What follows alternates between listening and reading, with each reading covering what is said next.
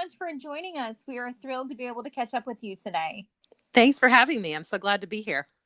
Okay, Lauren. So we will talk about research, but I heard a rumor that there is something special and unique about you, and that is that not only are you a triathlete, I mean, that's cool itself, but you are an Ironman. Like, okay, I don't even know, but it sounds very fancy and very cool and amazing. So can you tell me and our listeners what that means?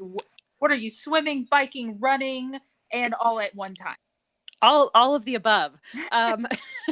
The Ironman is the longest distance triathlon race that there is. There's multiple different distances, but the Ironman is the longest. It is a 2.4-mile swim, 112-mile bike, and then a marathon, 26.2-mile run. And you have 17 hours to do it in. So we start at sunrise and you go until you're done, and it is a long day, but it's fun. And so I've done 2, and I'm about to do my 3rd in a couple weeks. Wow. So I'm still trying to process all those miles consecutively in the same 24-hour span. And I promise we're definitely going to get to your research and scholarship. But do you have like a favorite race or a favorite race story that you can share with our listeners? Gosh, I mean, I have a lot of good moments and a lot of good memories. I think probably one of my favorites would be my first Ironman that I did. I did it in 2017. I had a coach. He did not, he flat out told me, "I don't think you can do this." Which, if you tell me that, my reaction is going to be, "Screw you, watch me." So, it was in Louisville. It was such a great atmosphere, and a bunch of my friends were there to spectate. My husband was obviously there. It was from start to finish. It was such a fun and exciting day. I loved everything about it. Obviously enough to keep doing more. So, Awesome. There's so many great memories from that day. That's probably one of my favorites. I like that. And as a one-time half marathoner, Nice. Who was constantly looking behind me for the bus, me up.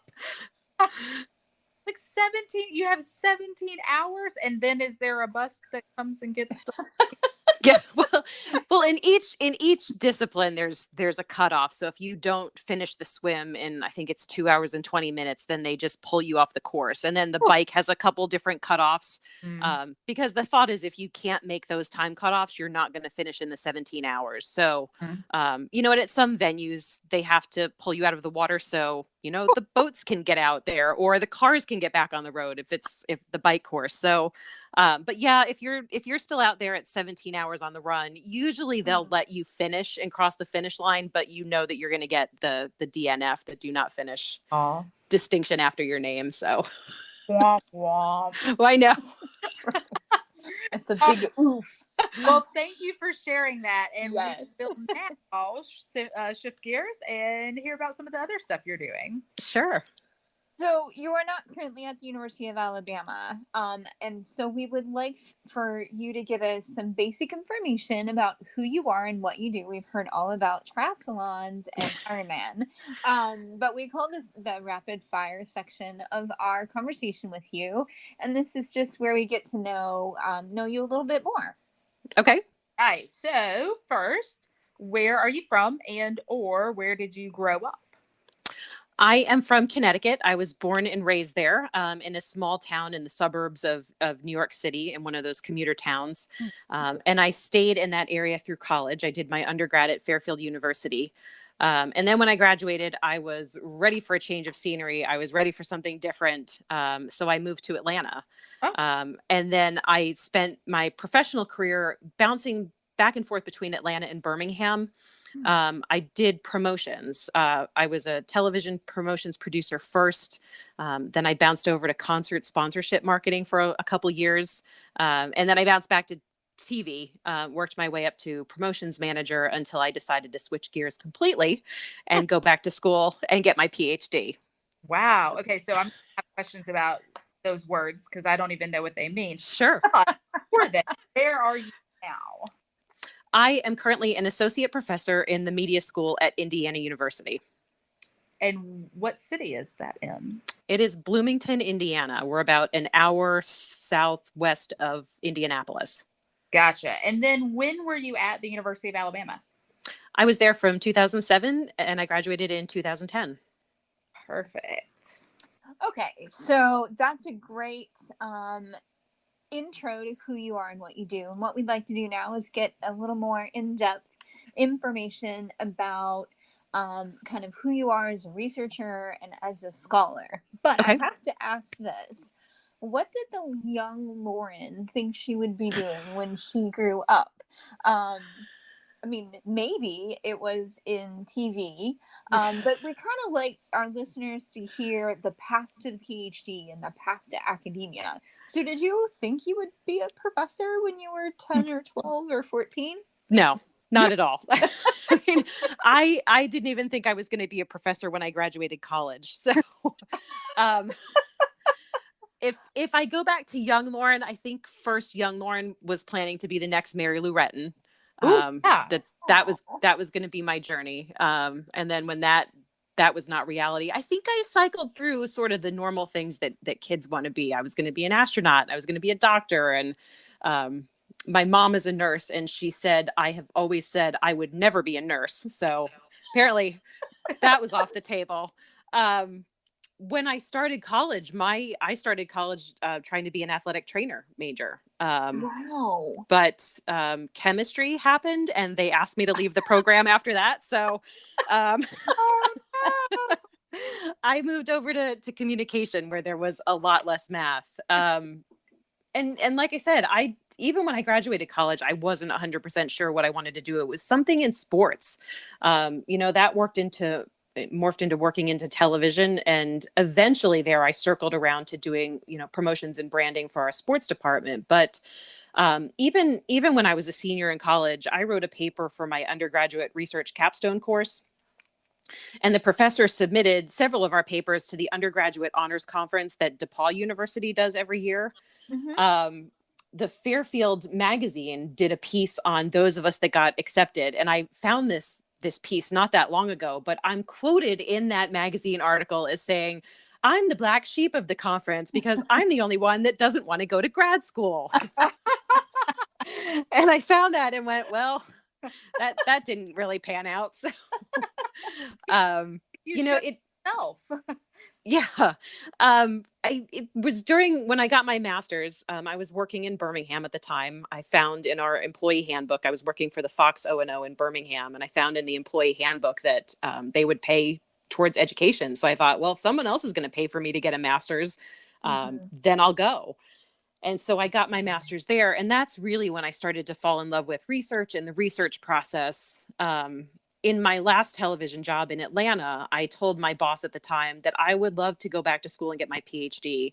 And her response was to ask me why I would waste my time doing something so stupid. Oh my goodness. That was the end of my television career, because I knew at that point I was more interested in the why behind what we were doing than actually the process of what we were doing.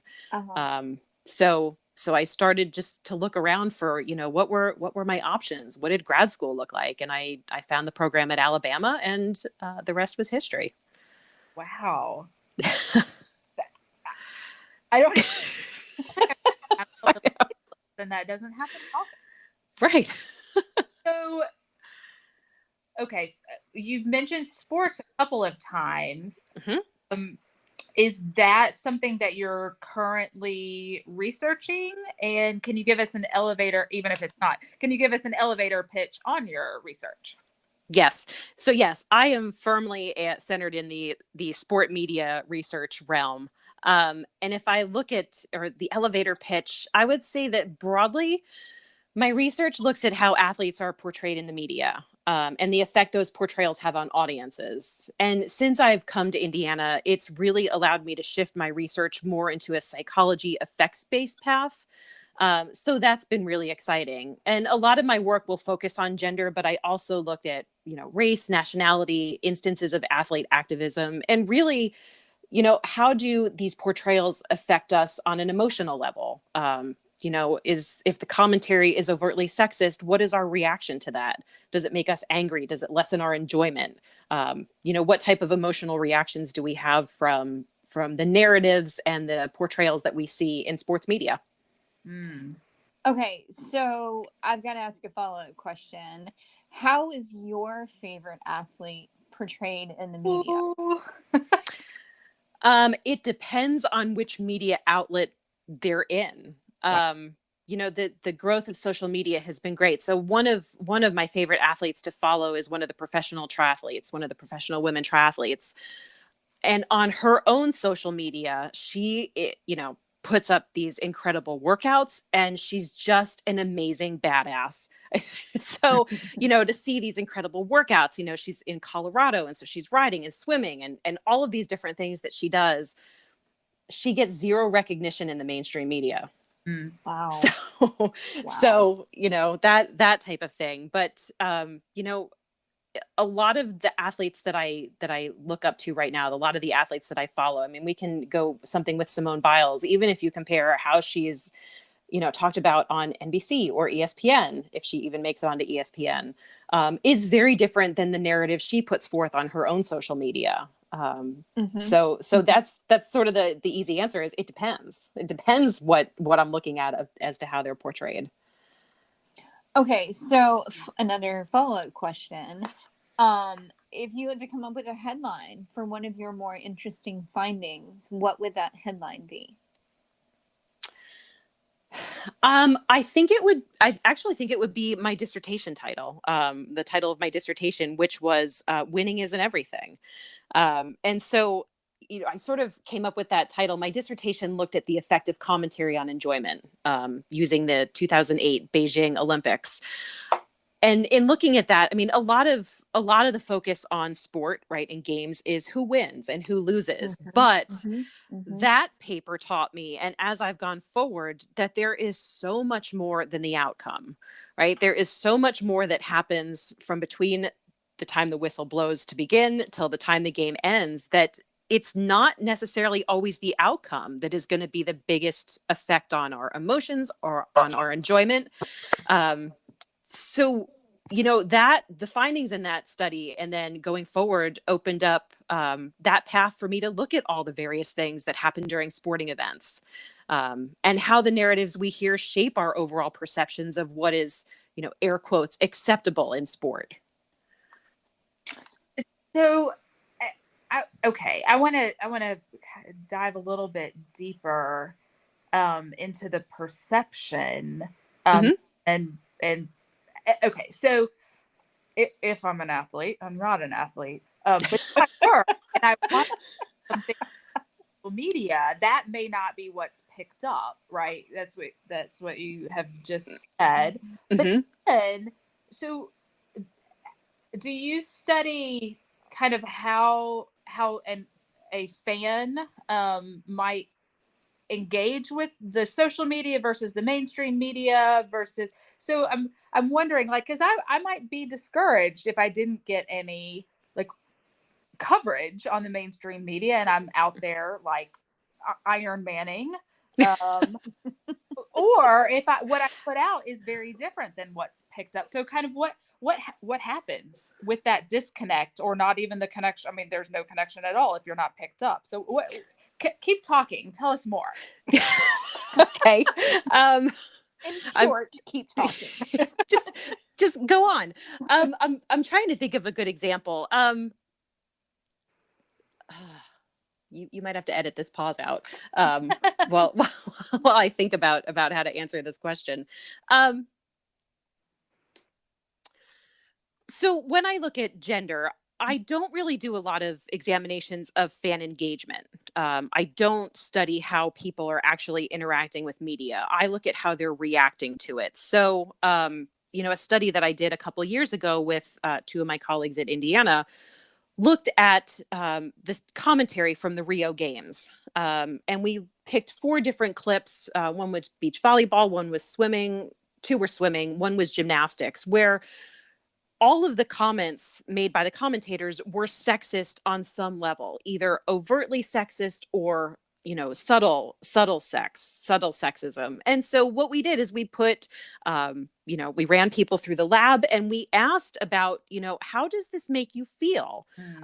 When the Hungarian swimmer breaks the world record and her husband gets the credit for her win, does that lessen your enjoyment? Does it make you angry? And so things like that. So that's really what I'm looking for. So I haven't done a study. I don't have anything in mind, but the portrayal of Simone Biles during the most recent Tokyo Olympics, when she pulled out for mental health reasons. I mean, I saw a lot on social media that was negative, but I'm sure there's multiple studies in there about how was that perceived?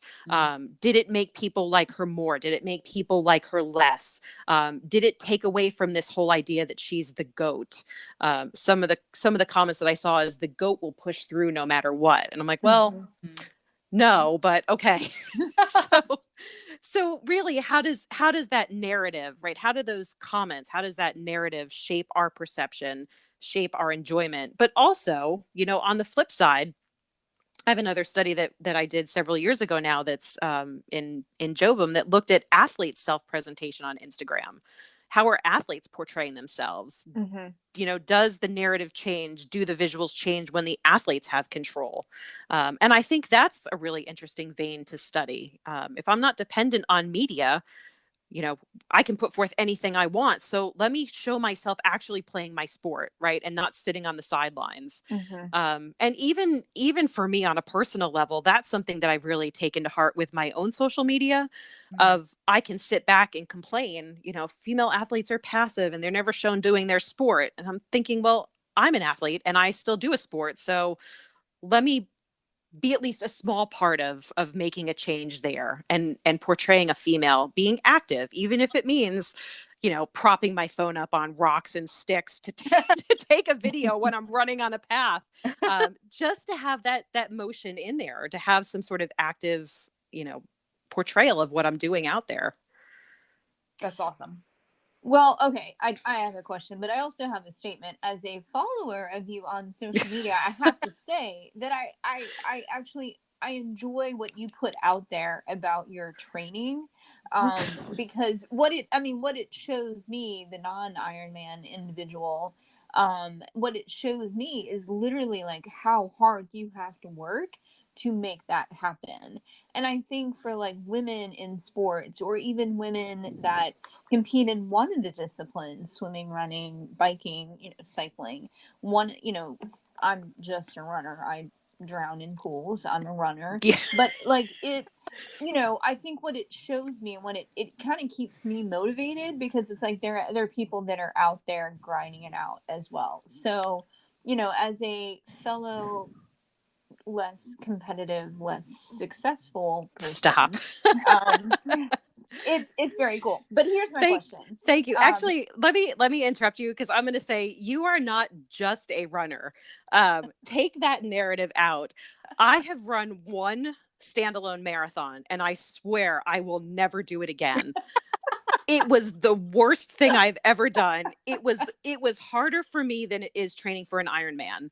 Wow. So when people are like, I'm just a runner, I go, no, because that is a whole different thing that, I'm not a great runner. So reframe your narrative. I will do that. Thank you. Okay, so shifting gears on you just a little bit, does your scholarship make it into your classes? What types of classes have you taught, and does it tie into the research that you do, or is it separate?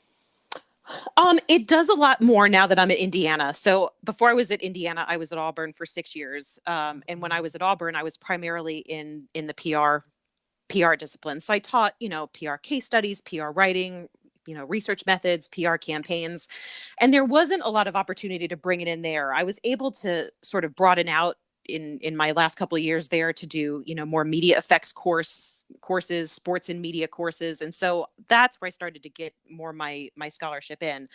At Indiana, I teach in the sports media program. So right now I'm teaching sports media and society and a managing sports media course. Those are my two on the regular. But I've also taught sport and television. And so in those classes, it primarily undergrad. And so while I won't have them read my work, I will often allude to, where my work has been applicable. Like when we talk about, gender in sport and, framing of female athletes. And, this is the type of things that research has found. And I won't necessarily say my research, but that's where I'll pull in, my findings and my observations and things like that. So I have a follow-up for you there. Mm-hmm. This is a very broad question, so feel free to go narrower. Where do you see your field and kind of your research niche going in the next 3-5 years?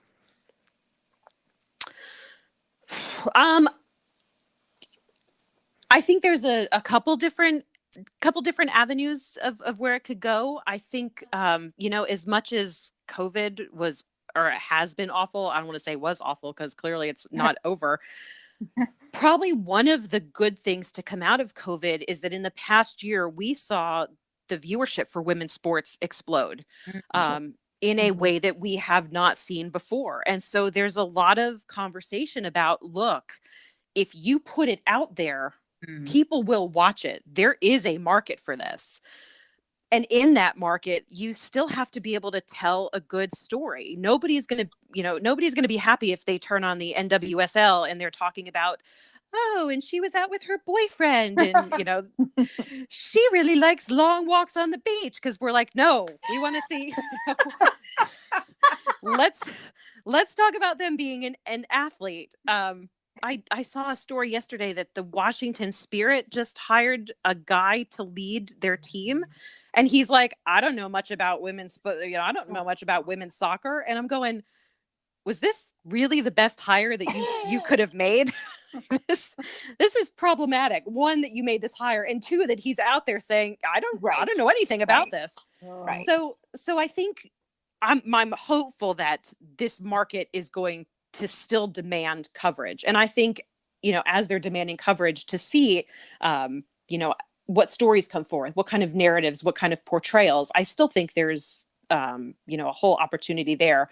I think there's also, and I've started to walk down this path, I think there's going to be a lot of interesting opportunities when we talk about transgender participation in sport and what that means for female athletes and, sport in general. Gosh. So many possible follow-ups here. I know. But I'm going to shift gears on you again, Lauren. Sure. When you were at University of Alabama in the College of Communication and Information Sciences, I know that you did have some overlap with Dr. Jennings Bryant.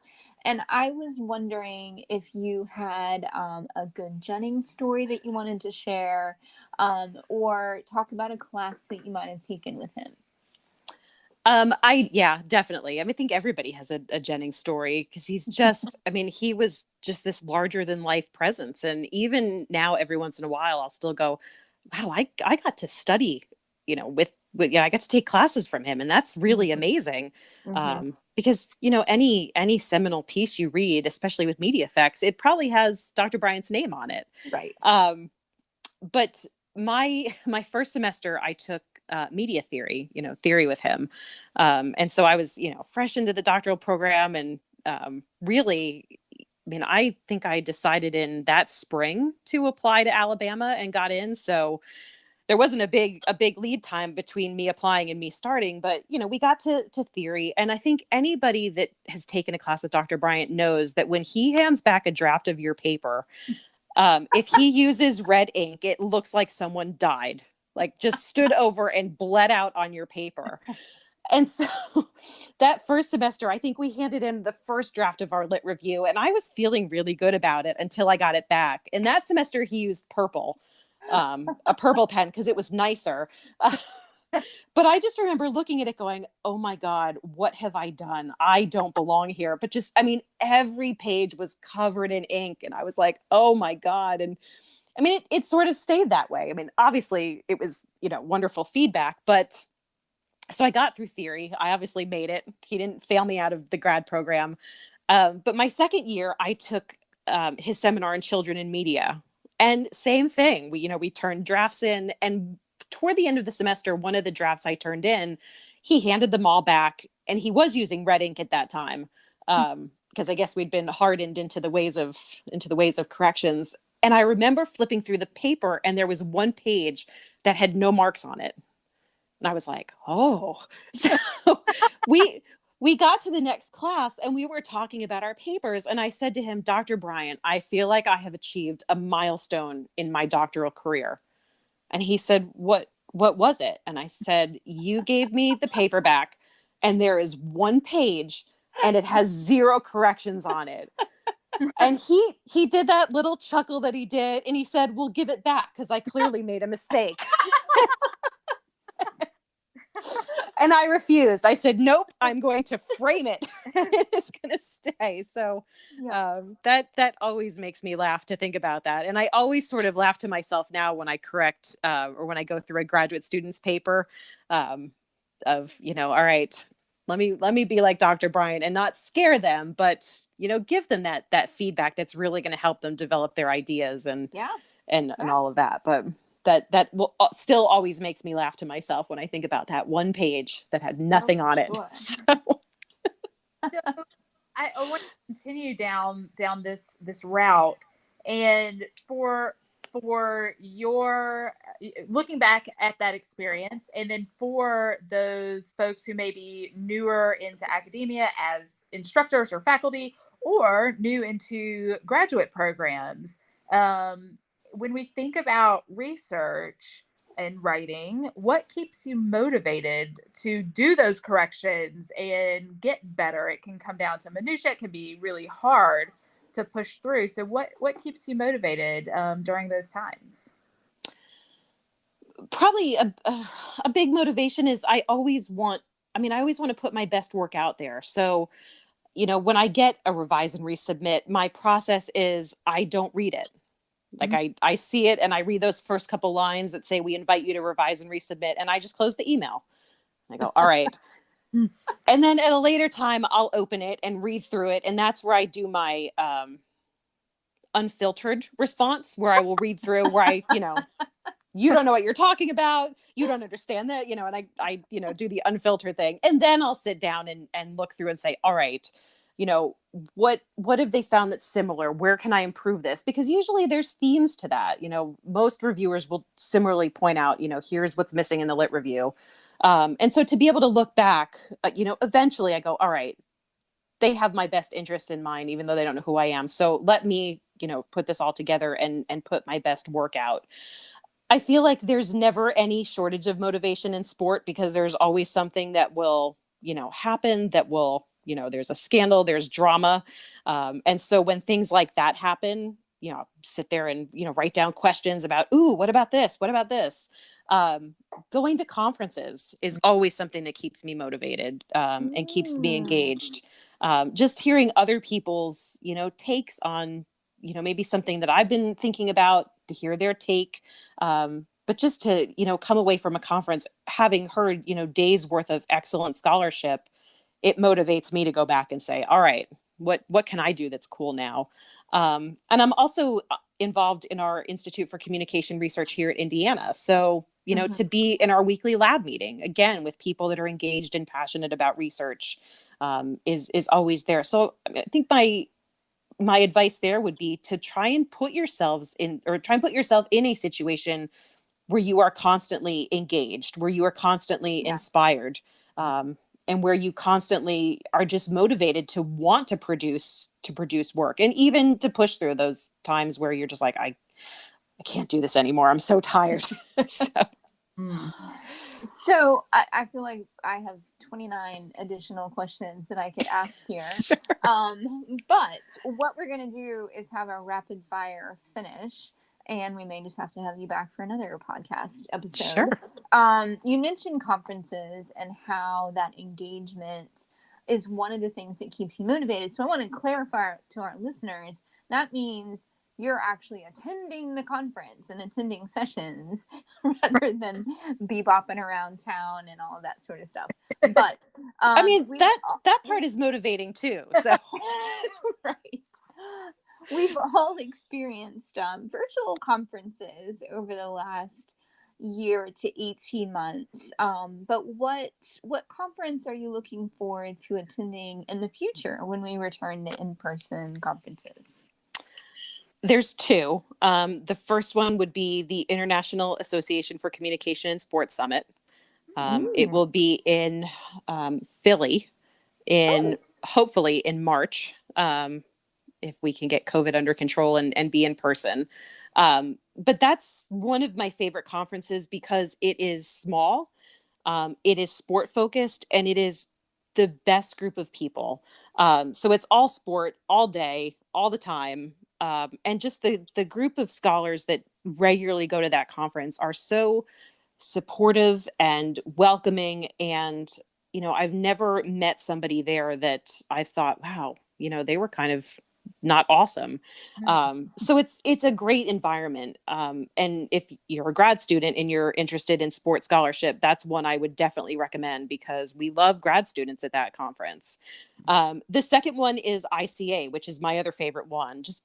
There's a sport division there, so I see a lot of the same scholars, but also, there's more of a breadth at ICA. There's more divisions to go to. So, I can go over to mass comm or gender studies and just see different areas and what people are doing and get more of that breadth. And the fact that it's supposed to be in Paris this year is not a hard sell either. So I'm keeping my fingers crossed that one happens too. Yes. And I'll just say, you're not the only person that said that. So Yes. we have a pretty consistent theme going across the ICA in Paris. So we should do a live podcast then from ICA in Paris. Oh, what a great idea. Yep. I love that idea. Yeah. Lauren, it has been so great getting to catch up with you today and hearing about what you're doing now and hearing about all of this excellent research and scholarship. Thank you for taking the time in your day to chat with us. Thank you so much for having me. This was a lot of fun. Thanks, Awesome. Lauren.